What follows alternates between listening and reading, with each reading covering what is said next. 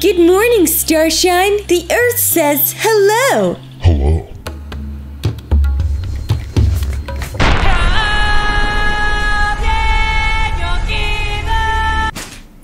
Hello everybody and welcome back to my YouTube channel, or welcome to my YouTube channel. I'm Call Me Chris, you can call me Chris, and it's a bit echoey in here because it's empty. It's empty, I got robbed. I'm just kidding, I moved. I'm moving, I'm in the middle of moving right now, and I forgot I still needed to film, so I just figured I'd leave that piece of shit there to beat up and my sign. But yeah, I thought it would be kind of fun to just hang out and read some Reddit stories because I really like doing that and you guys seem to really like it, so let's get into it.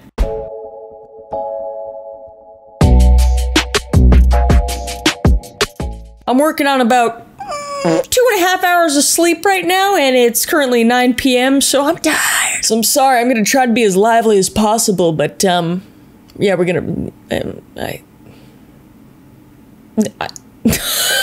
Shoo! That's not a good start. Yeah, we're gonna, let's just read. So we're reading a mixture of Am I the A-Hole Reddit threads and also confession Reddit threads, so let's get to it. First, Am I the A-Hole? Am I the Scallywag for making my girlfriend wait to go to the ER? It's probably, but we'll see. I'll give you the benefit of the doubt, because we love to do that on this channel. I'm gonna make him posh British. The other night, my girlfriend was reaching for something on a stool when she slipped and fell and injured her ankle. She was in quite a lot of pain, and we both agreed she needed to go to the ER. She asked me to drive her. How dare she? Now, normally, of course, I would be happy to drive her. However, the day before, my friend had gotten me a couple of rare high IBV beers, which I had consumed with dinner right before this happened. Basically, I was feeling very buzzed and definitely over the legal limit to drive. I told her as much and said I can't drive her now, but if she gives me 2 to 3 hours to metabolize the alcohol, I should be fine. That's good. That's very responsible. Very kind and British of you. She was really upset about this and tried to argue that it was only 2 to 3 miles away, which is true, but I didn't feel comfortable driving and additionally risking a DUI. Yeah, you sound logical. You sound very logical. She then begged me to let her drive my car then. That makes sense. Oh yeah, that makes sense. Okay, now we're back to you being a piece of shit. Okay, we'll see. The problem with that is she doesn't have a license. Oh. Fair enough. She doesn't have much experience driving, and she isn't on my insurance, so I also didn't feel comfortable at all with her driving my car, especially in the condition she was in. That's fair, yeah, it's her ankle. That's pretty big. That's just asking to be in an accident and getting in trouble. That's fair. Alright. Again, I told her I can either wait until I'm in a safe condition to drive, or she can call an ambulance and get a ride that way. Oh yeah, I forgot about an ambulance. An ambulance. Ambulance? I used to say ambulance as a kid. She didn't want to use an ambulance, understandably, because they're very expensive. Oh, they're American. That's awkward. Well, it could be a British man in America. I also suggested that she could get an Uber, but she didn't think they would take an injured passenger to the hospital. Not sure if that's true or not. Why the f wouldn't they take you to the hospital? What do you mean? They're getting paid either way. They don't give a shit. And tell me if I'm wrong in the comments, but I think that's a perfectly logical...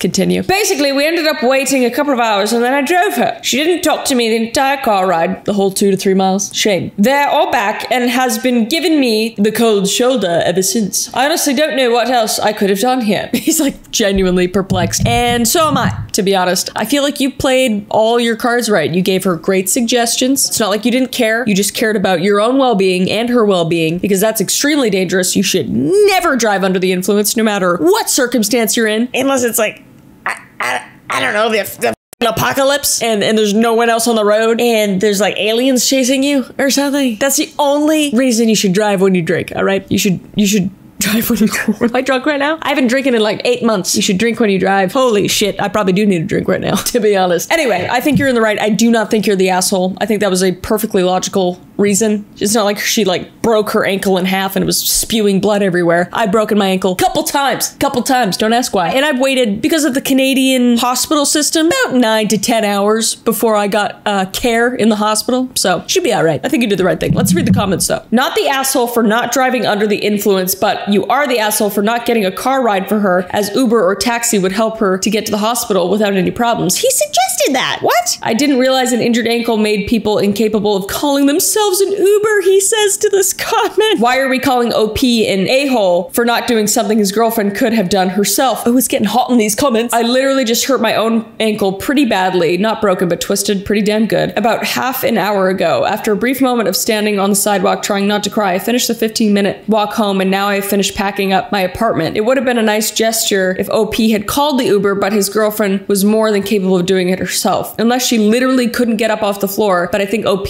would have mentioned that. Okay, I don't think that's necessarily relevant because you don't have the same injury as her. I think if I broke my ankle and Caleb just like looked at me on the ground and said, "You call the ambulance," I'd be like, "Did you just say to me?"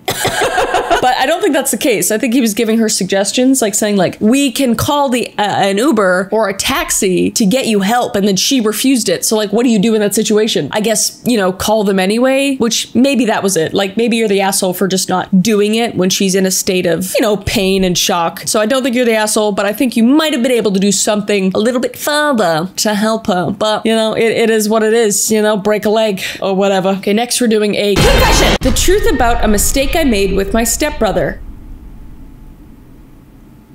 is... I hope this doesn't go where I think it's going, because I feel like it is. Let's do like my sultry voice. Oh, let's do Jennifer Coolidge. Let me tell you about a mistake I made when I was 18. Something that's been eating away at me for years. It happened on a summer night. The kind of night that feels charged with possibility and a little bit of recklessness. Who wrote this? Shakespeare? I can't wait to read the rest of this. Let's go. I found myself alone with my stepbrother. We were just hanging out, but things took a turn. Sorry. Maybe it was just the heat. Maybe it was the tension that had been building between us for a while. Or, you know, maybe it was the vows between your parents. Gross. Long story short, we ended up crossing a line we should have never crossed. What line? How far did you cross? Did you cross like across the border, or did you like stop at the border and then you waved and then you went back? You know, you gotta specify. The next morning when the sun came up, it really hit me like a ton of bricks. I felt sick to my stomach. I knew what we did was wrong, that it was betrayal of our trust and a violation of boundaries, but the damage was done, and I was left with this heavy weight on my chest. I've been carrying this secret around for years now, and it's been tearing me apart inside. How many years? Like the amount of years it took you to get a writing degree? Because this is fantastic. Jake acts like nothing happened, and our parents have no clue. But every time I see them, I feel like a fraud. Like I'm hiding this big, ugly truth from them. I know I need to come clean, to own up to what I did and face whatever consequences come my way. It's scary as hell, but keeping this secret is eating me alive. I was gonna say just like my stepbrother ate me, but I'm not gonna say that. I'm not gonna say that. I just hope that by finally telling the truth, I can find some sort of peace in moving forward with my life. So, as I lay here tonight, unable to sleep, I know that I can't keep hiding from the truth. It's time to face it head on, no matter how hard it might be, and who knows, maybe by confessing, I could finally start to forgive myself for the mistake I made all those years ago. And...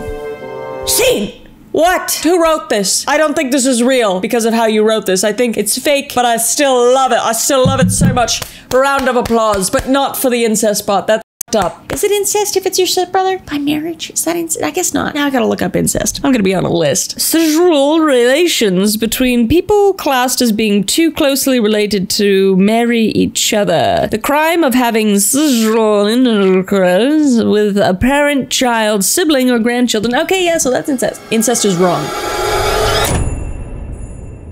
There's no comments on this. I just think it was a beautifully written piece of work that I think is fake. I hope it's fake. I'm praying it's fake. Next we're reading, Am I the Scallywag for refusing to move my Ring camera after a neighbor confronted me? I don't know, I'm going so British this episode, but it's happening. We're gonna go, you know, like Queen Elizabeth, the Crown British. I, 25 female, even though I sound 80, have lived in my apartment complex for a few years and have always had a Ring camera for security reasons and to avoid package theft. That happens pretty often where I live. Fair enough. My Ring camera is attached to my door and faces my neighborhood door across the hall, about 3-ish feet. Recently, a new neighbor moved in and knocked on my door to ask if I could move my camera because it makes them uncomfortable that it faces their apartment door, or turn off the motion activated sensor. That's pretty sensible if I do say so myself. Little pun for you. I hate myself right now. I had no problem with this and ordered a new mount to place slightly to the side of my door so it's not a full view of their unit for their peace of mind. Fantastic. However, However, oh no, I think they assumed I brushed them off because I didn't fix it the next day after asking me. As a result, they've began walking up to my camera multiple times a day, leaving somewhat threatening messages into my camera like, You don't want this to become a problem, alright? or, Your liability is about to become my liability if you're picking up what I'm laying down. I added lib a little bit there, but it is what they said. I don't even know what they mean by that. And now I don't want to move my camera at all since they're trying to intimidate me and make me feel uncomfortable. Would I be the scallywag if I don't move my camera anymore since they're trying to intimidate me? By the way, ring cameras are not prohibited in my complex and plenty of neighbors have them throughout the community. All right, let's discuss. First of all, I am with you, old British woman that's a 25-year-old female. I think you are not the a-hole. You did what you could to, fix the issue, which I think is totally fine. I think if a neighbor is uncomfortable with that, which makes sense, and for them to not ask you when it's going to happen, for them to just assume you're just a scallywag is a bit up, mate. So I'm with you.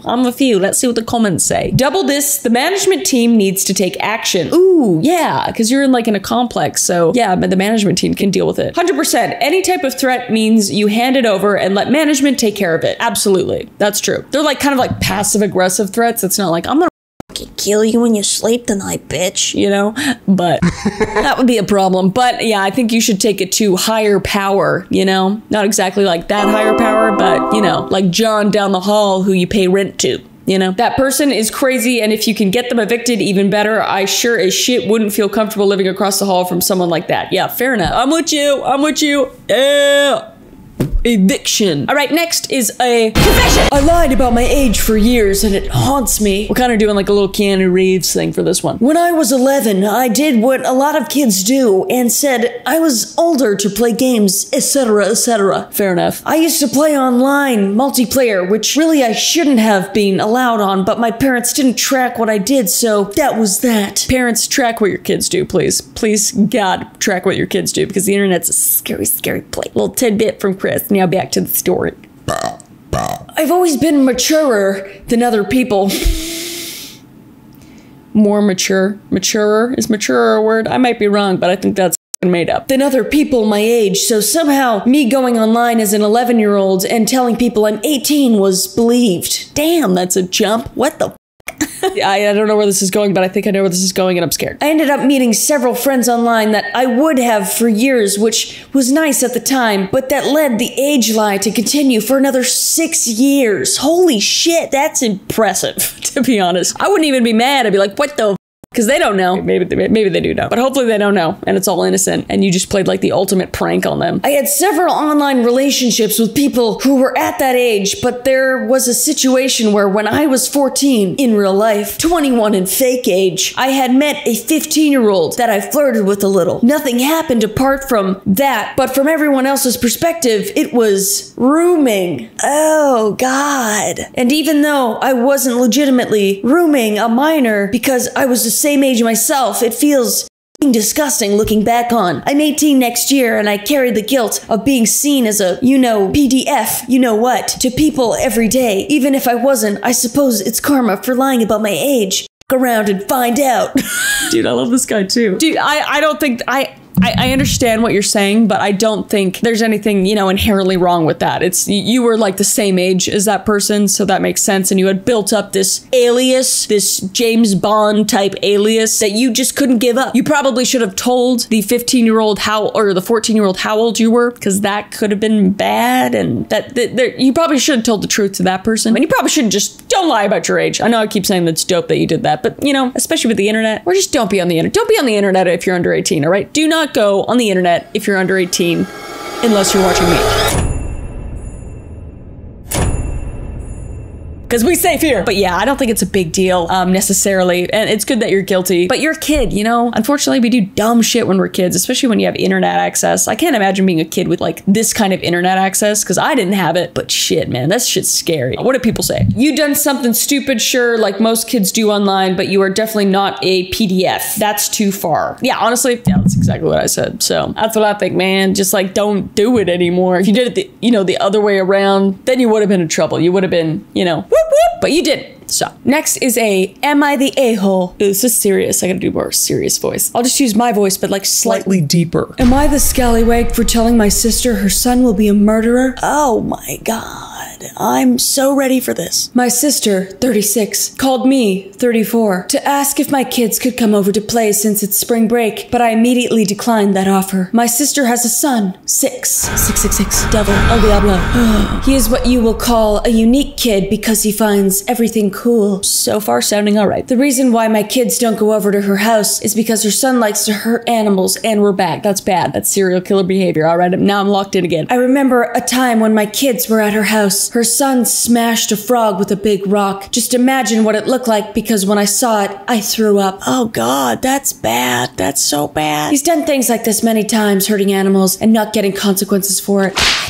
Her son received a cat for his— no. Oh, I can't read ahead. Oh god, all right. Received a cat for his 5th birthday, and the next day the cat was found dead in the backyard. He does a lot of weird stuff at this age. He's 6, dude. He's 6. That's bad. That's bad. He does a lot of weird stuff at this age. He likes to hit girls and always gets sent home. He was sent home because he stabbed someone with a pencil because they wouldn't give up the toy he wanted. What? Am I overreacting about this? No, that's I mean, I don't have kids, so I don't know. Like, I know boys can sometimes, when they like girls, like, I got bullied relentlessly when I was in elementary school, especially, so around this age. Around from, like, 6 to 10. I had a boy that, I would come home with, like, black eyes, and he threw, like, rocks at me, and, like, got caught in my eye once. He's like, yeah, he was bad. Although, now that I look, I think he's in jail. I might be wrong, but last I heard, he wasn't a good guy, so maybe it is bad. Maybe it is bad. Let me know in the comments what you think. Anyway, let's continue. My sister said the cat probably got out and was attacked by raccoons, but I didn't believe it. When I asked my nephew if he was sad about it, he said no, and that's what it deserved.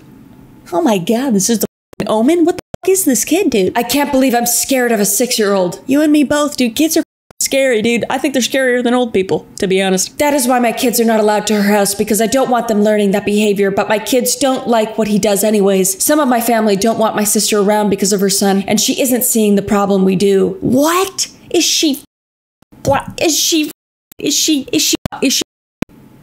busy? Is she doing something else? Did she not realize? Oh, I'm a terrible comedian. I don't know why you watch me. Hey, why do you watch me? My sister sees no problem with this and says he's just a kid trying to have fun. Bitch, what? What did you do as a kid? I'm concerned about you as a parent, to be honest. I also believe it's his father's fault too, because his dad kills animals for fun, and his friends in the house, they have a deer head he shot. Okay, well, that's normal. That's hunting, but I see what you mean. I don't think killing animals is something kids should be doing for fun. I told my sister if she doesn't get him help, he will be a future murderer.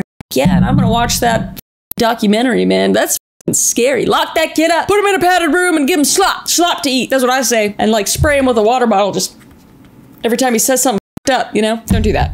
Don't do that. You should probably get him some help. He definitely needs therapy. Needs to talk to a professional. I think the mom is in denial heavily, and I feel like that's a common thread with moms of boys like this, especially. Not all moms. You hear about, genuinely, I mean, I study serial killers for this channel, and you see a lot of moms just overseeing what violent kids do. Their violent kids do. They're just, yeah, just in denial about the whole situation. So I think he should just talk to somebody, a third party, if you will. And yeah, don't let your kids hang out with him at this point anyway. I wouldn't if this kid was, you know, slaying cats and smashing frogs like Donkey Kong. Probably wouldn't. Maybe he hit his head really hard. Maybe his frontal lobe is damaged. I don't really know, but you should go seek help. Seek help for him. And that's all I got to say about that. Next is an Am I the Scallywag? And the title is Would I be the scallywag for covering up the tattoo I got with my best friend?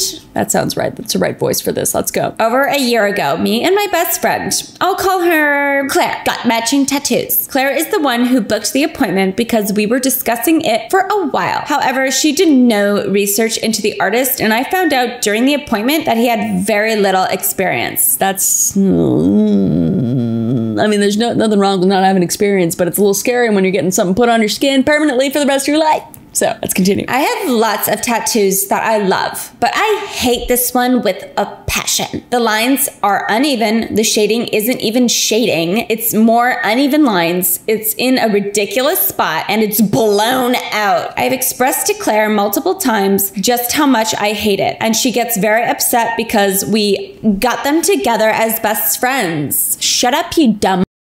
she didn't say that. Sorry, I got carried away. And tells me she'll never forgive me if I were to just get the lines fixed. I will also note that her tattoo lines are straighter and hers isn't blown out like mine. However, hers is still bad. This girl is saucy. She's a saucy queen, and not in a good way. Moving on. In the past, if Claire was ranting to me and I told her that she was wrong in the situation, she would block me, then unblock me a few days later. Are you guys like 12? What is the situation? I don't understand the situation. I'm too old for this shit, man. Same thing if I would side with my family members of hers and friend of hers or her boyfriend. I'm not the only one she does this to. She does the same thing to her other friends, her family members, and her boyfriend as well. Claire got mad at me about something I said, and lo and behold, she blocked me again. I have already booked the appointment for the tattoo cover-up, and I'm going through with it. So would I be the scallywag for this? All right, so first of all, I think you're probably not best friends with her from the way you're talking about her. These words would never come out of my mouth about Selena or Caleb or Jay, you know, 3 of my best friends. So don't think you can consider her a best friend if you're talking shit, man. And it sounds like she's, you know, not mature enough and you don't like to hang out with her or converse with her. So just stop talking to her. Stop being friends with her. Grow up. And also, it's your body. It's a tattoo. Get it fixed. Somebody you clearly don't like saying that she doesn't like that probably doesn't mean much. I know you got matching tattoos, but at the end of the day, she's not your best friend if she doesn't agree with you that you want to change something on your own body. Your body, your problems, your solutions. You know what I mean? Yeah, that's Auntie Chris's advice. Lose the friend, change your tat, grow up. There we go. I don't know how old you are though. You could be like 16 and I'm sorry. I'm just being like,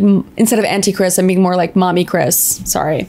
The comments say, not the asshole. You didn't say how old you were, but given Claire's behavior, I'm surprised she's old enough to get a tattoo. Yeah, that's what I think. That's what I think. Basically what I say, right all the time. I'm always right. I'm always right. I'm just kidding. I'm not always right. But I conclude. So that's that. Okay, everybody. I hope you enjoyed the video. If you did, please like the video. It really helps out the channel. And also subscribe if you haven't subscribed. This is obviously the best YouTube channel ever. And I will see your beautiful face in the next video when I'm in Texas. All right. Bye.